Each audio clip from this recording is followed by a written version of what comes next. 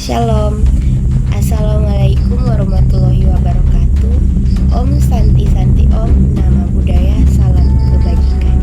Perkenalkan, nama saya Yesenia Petrus. Di kesempatan video kali ini, untuk memenuhi tugas akhir semester, saya akan menjelaskan apa itu negara hukum dan penegakan hukum.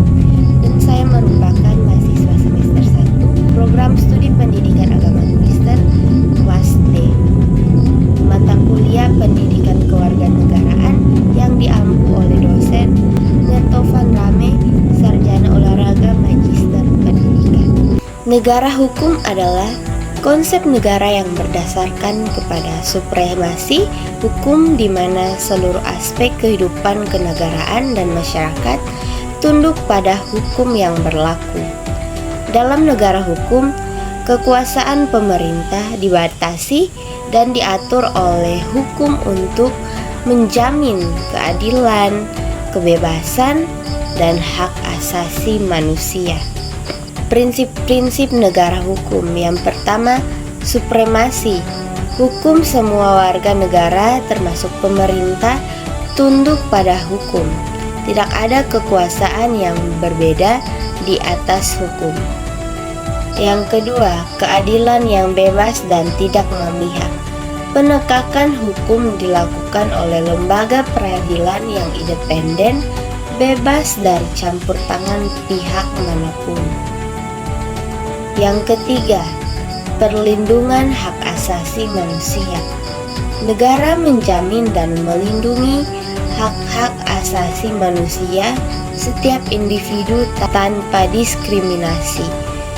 Yang keempat, pembagian kekuasaan atau trias politika. Kekuasaan negara dibagi menjadi legislatif, eksekutif, dan yudikatif untuk mencegah penyalahgunaan kekuasaan. Yang kelima, kepastian hukum. Hukum dibuat secara jelas, adil, dan konsisten agar dapat memberikan kepastian bagi masyarakat. Tantangan dalam penegakan hukum di Indonesia. Yang pertama, korupsi yang sistemik. Banyak kasus penegakan hukum terganggu oleh praktik korupsi di berbagai lembaga, termasuk di sistem peradilan. Yang kedua, intervensi kekuasaan. Campur tangan pihak eksekutif atau politisi dalam proses hukum sering mengurangi independensi lembaga peradilan. Yang ketiga, penegakan hukum yang tidak merata.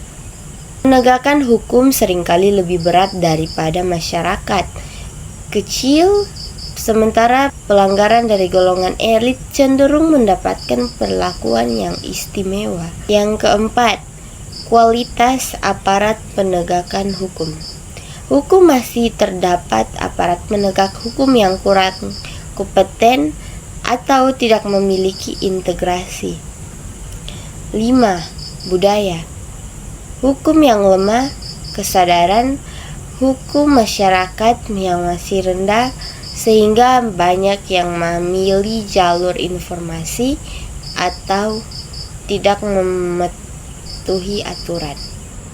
Kesimpulannya, penegakan hukum yang efektif membutuhkan reformasi sistem hukum, peningkatan integrasi lembaga, dan pendidikan hukum bagi masyarakat.